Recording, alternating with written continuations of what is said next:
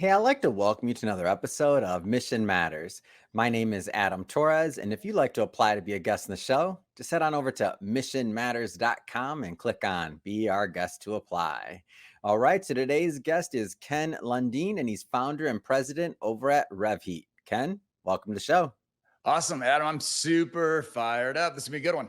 Oh man, so AI enabling sales environments. First off, two of my favorite topics in a long time. We're combining them. AI, I'm fascinated by it, and who isn't right now? And then sales, come on, man. Like that's my bread and butter. That's where I was born out of, with sales. So excited to get into this. But before we get into it, Ken, we'll start this episode the way that we start them all, with what we like to call our Mission Matters Minute.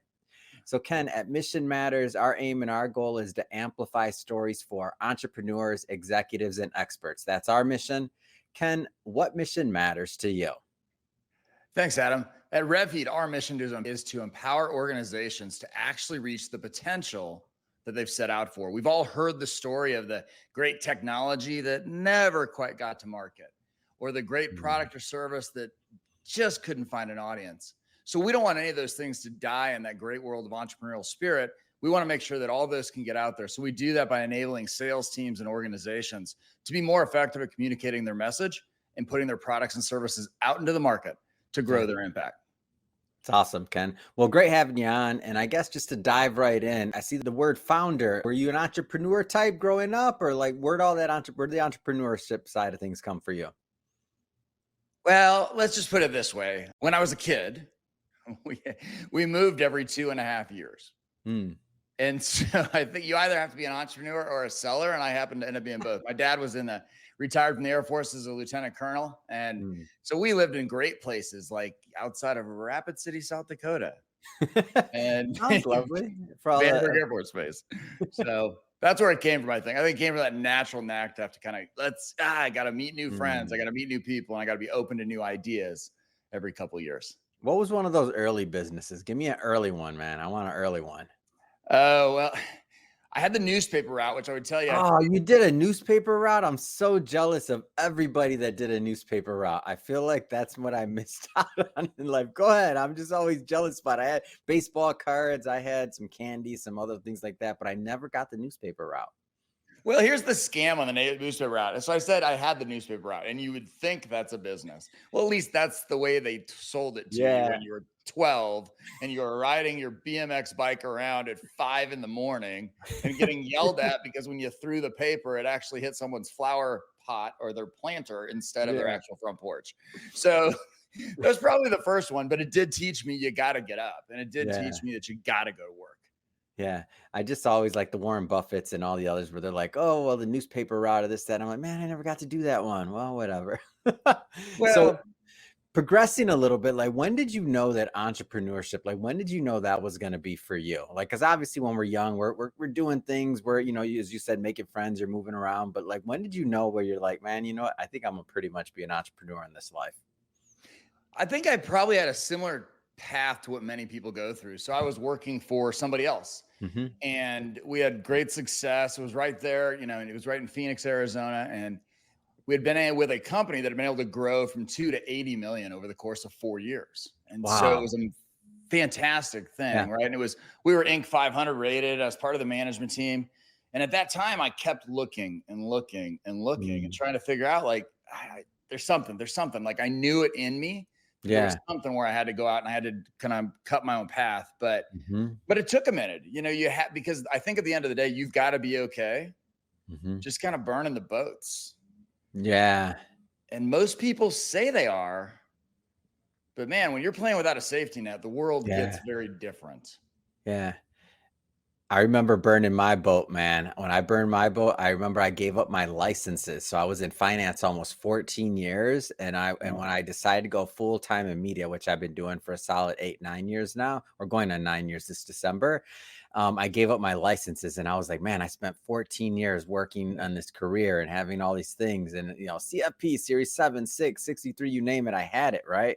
And for me, that was my like burning the boat moment. Did you have like, and everybody around me when I had that moment, by the way, they thought I was crazy. They're like, "What Yeah. is going on with Adam?" Like, you got a big practice. You've been doing this your whole life. This is what we know. We know financial advisor, Adam. And now you're going to interview people. You're going to publish people. You're going to help people with their like market branding. Like how's that? Where'd that come from? What was What your happened scariest when thing you though? What was the one thing that terrified you in that move? I know you went and did it, but Oh, what was everything. Oh, everything, man. I'm an accidental entrepreneur. For me, the challenge of this, or the interesting part about it, was that, or Mission Matters in general, which was then called another name, which was Money Matters, because again, I was a financial advisor. Yeah. It was making the decision of both of them were going pretty well. So it Yeah. was like I can always go back to being a financial advisor, possibly, and get my licenses again. But can I always ride this wave that is now Mission Matters? And so that was the like, is this just going to be like a here today, gone tomorrow thing? Or like, I didn't go to school for media. I didn't say I wanted to be a podcaster when I grew up. I don't even know if podcasting was around when we were in college. I don't know. What for you, your burning the boat moment, like what was that like? Or like what was even the support system around you like? Because people thought I was crazy. Like what was your experience? Yeah, I was a little insane. So that company I told you about that went, 2 to 80 million in 4 years. They had a bunch of locations across the United States. It was a franchisor manufacturer. Mm. And so I bought their only other corporate location in Atlanta, Georgia, where I live today. And the burning the boat moment, which upon reflection is very obvious, but at the time I was like, I don't know what's the problem with this. I like where this is going already. Yeah, I mean, I took debt from the CEO of that company. Okay. He said he'd finance it. Little did I know he was in the middle of doing a massive private equity deal. That's why he wanted out of that location. But the Oh, burning moment was there was so you take on the debt, and then I moved out here, and Adam, it's one of the top reasons businesses fail. It's because I only had 3 months of liquidity. Oh wow. It was. I took like that whole idea of 100% commission, no salary sales. Took it to a whole nother level at that moment, and just nothing in the bank. My family's still back in Phoenix, and I'm out here. I'm working 6 a.m. till midnight. You're against the wall every day. Wow. Yeah. What got you through that, man? Like what got you through that? Like that's a tough time. Like your back's against the wall is an understatement. Yeah, I think in that moment if you think about it, you learn what you're capable of, right? I think that's the big thing. Most people who don't actually go work for themselves sometimes, like you and I, right? There are things that you've probably experienced over the course of the last 8 or 9 years that have been light years ahead of anything you thought you would experience or thought you were capable of. And so for me, it was a dogged determination. And the fact that I had finally just kind of jumped off and said, you know what, I'm going to do this and I'm going to succeed or fail on my own merits. And so it's that extreme accountability to some extent. Yeah, I love that you bring that up, by the way, that you sometimes don't know what you're capable of. So that even coming to this interview, and I feel like the universe tests you constantly and different things like God, the universe, whatever, like just making sure that you want what you're asking for and that you're ready for it. I'll give a quick example. I'm on 2 hours of sleep right now and I'm okay. I was in a little bit of an accident last night and I was driving. I didn't get back in, but man, I was like, am I canceling on Ken? Absolutely not. I've been looking forward to this for weeks. I'm like, we're about to have some fun today. Our audience is waiting. They want this. They want to hear this. I know it's a great topic. Like, so when I think, and I bring this up for the other entrepreneurs that are out there that are going through it. And the reason why I have this part of the conversation is because I want others to know, like, we all go through it. If you decide to go through that entrepreneurial journey, like that's a piece of it.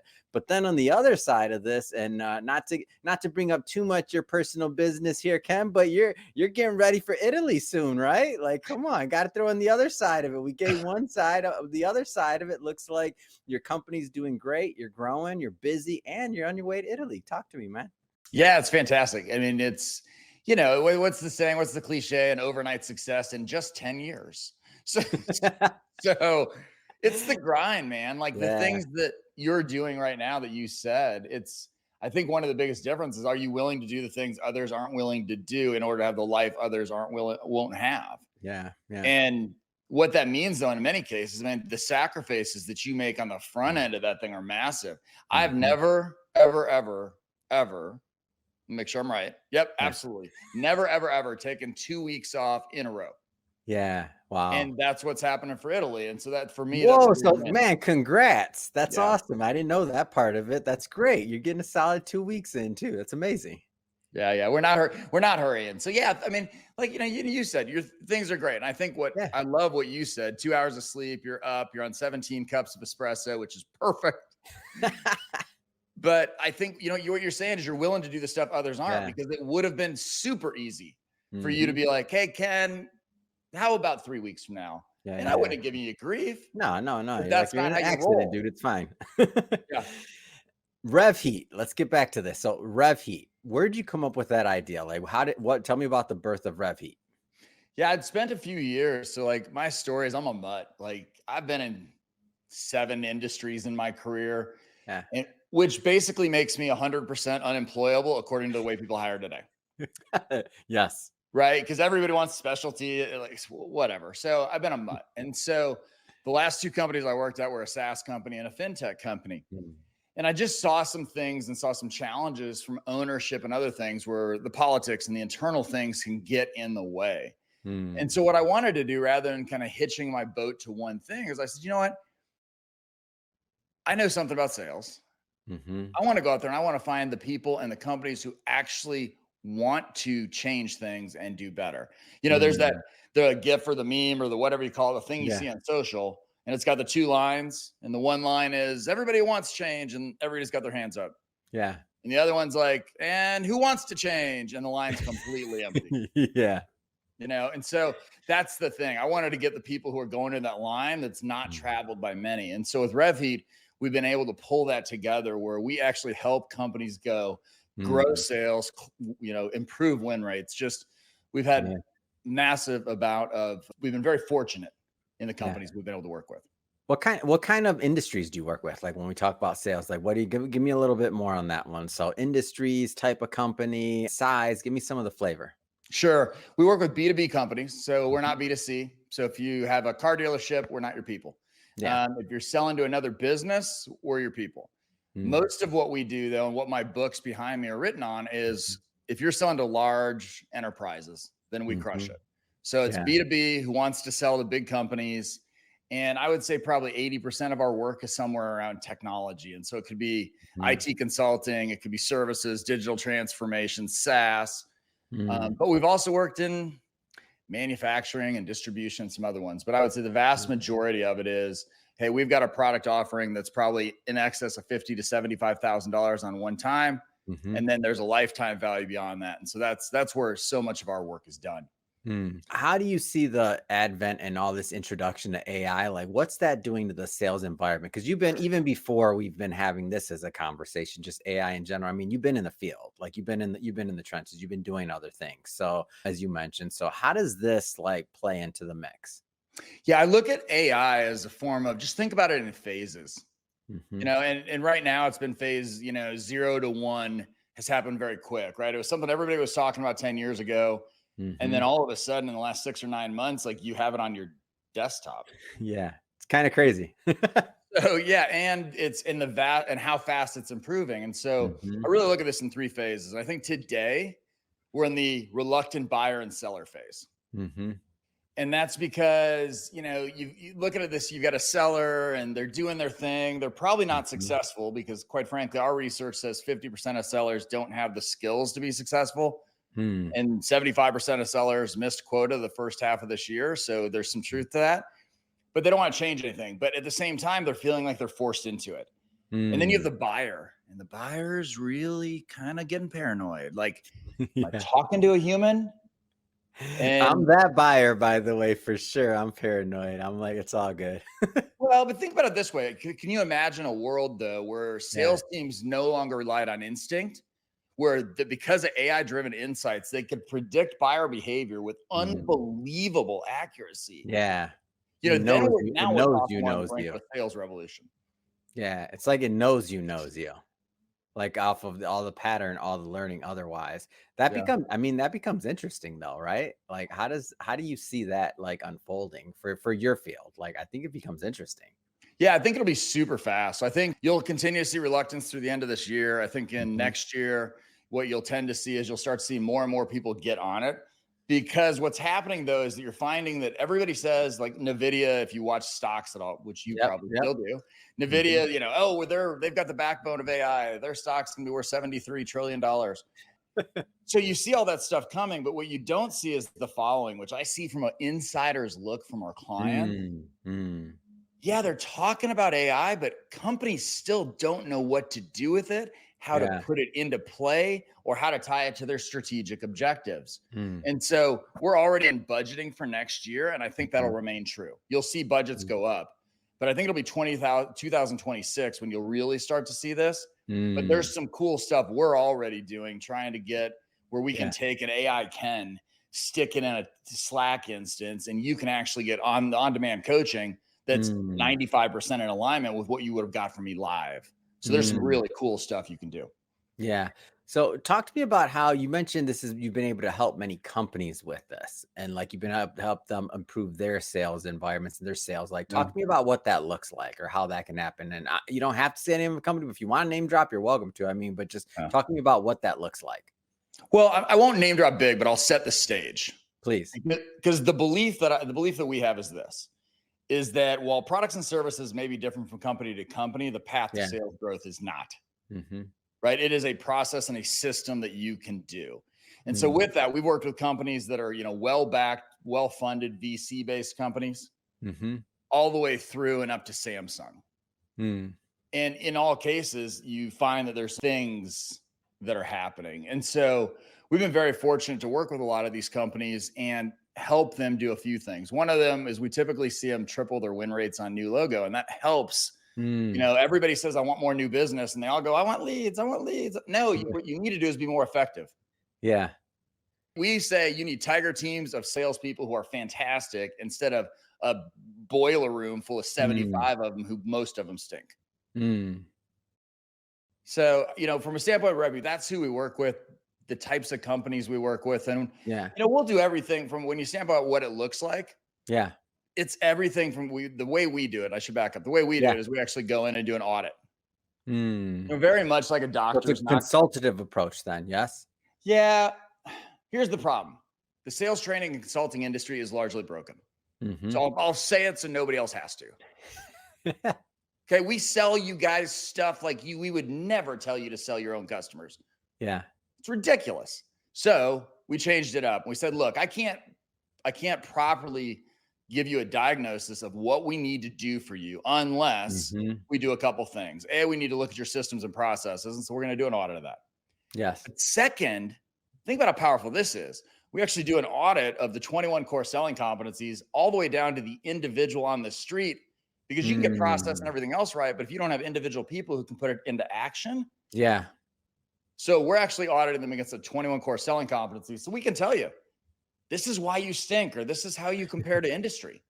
And this is what you're missing too, though, right? So it's like they and Yeah. you correct me if I'm wrong in this, but I'm just want to make sure I'm understanding this. So after you go through those 21 competencies and you're looking at it like maybe some people are great at one spot, but they're not great at another. And then if you can even lift some of those, get some lift in some of those areas, then the overall like gain should be should be substantial. Am I understanding that right?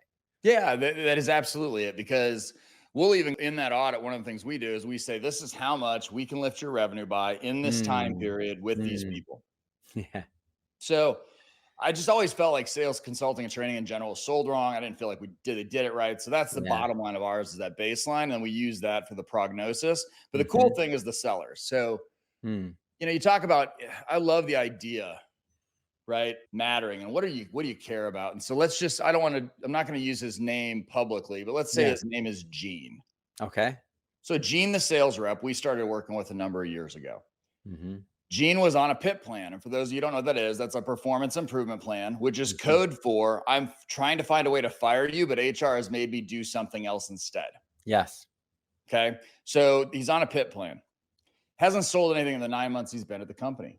Ouch. Mhm. So yeah, things are imminent, right? So we start working with him, and here's what happens. He sells $2.5 million in the next 6 months. He Come on. sells 4.5 million in the next 12. And then in 2 years later, he sells 21.5 million. He's the number one seller in the world for his Mm, company. mm. Most companies can't. There are so many companies out there that can't fathom selling 21 million themselves, and we were able to help get one seller. But the reason I get up in the morning Yeah. is because he was able to put his kids in the school district. He and his spouse were Mm. able to make choices about who works, who doesn't, who has assignments. He was able to actually get up and improve the quality of his life and his Mm. family's life. Wow. And so that's, when you talk about, hey, what do you guys do? Well, we do all this other stuff and we have a Mhm. process for it that's rock solid. Yeah. But it's that kind of thing that it just still gives me goosebumps to this Yeah. day, is the impact on the individual. I mean, because that's real life too. For those that are out there that have, companies that listen to a program like this and they hear this and they're wondering, like, is it possible for my people? Like, does Yeah. this matter to me? I guess what I'd have to ask you, Ken, is who is this right for? Like, what are the types of organizations that you feel get the most benefit out of working with your team? I would say it's easy to say from a certain part of it. So it's B2B, enterprise Sure, sales, sure. things that are going longer That's the sales obvious. cycles. That's the simple stuff. But Yeah. who's right for it? You got to be willing to actually put some skin in the game and change.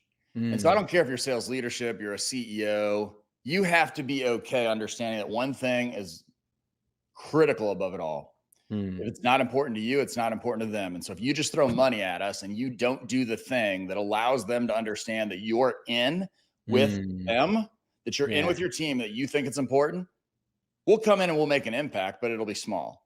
Mm. But if you want to have an impact like we had on Big Nerd Ranch, where we took them from 2.5 year revenue slide down to 10 million, they were maxed out on credit cards, had to miss Mm. a management payroll, to adding 4.5 million in 6 months, 12.2 million in Yeah. 18 months, and then getting to 60 million from 10 in 5 years, Dang. then you got to lean in. And Mm. so if you're somebody who wants to lean in and is willing to do that, Mm. just don't even wait for me to stop talking. Just go to our website. Let's Yeah. chat. Yeah. It's amazing.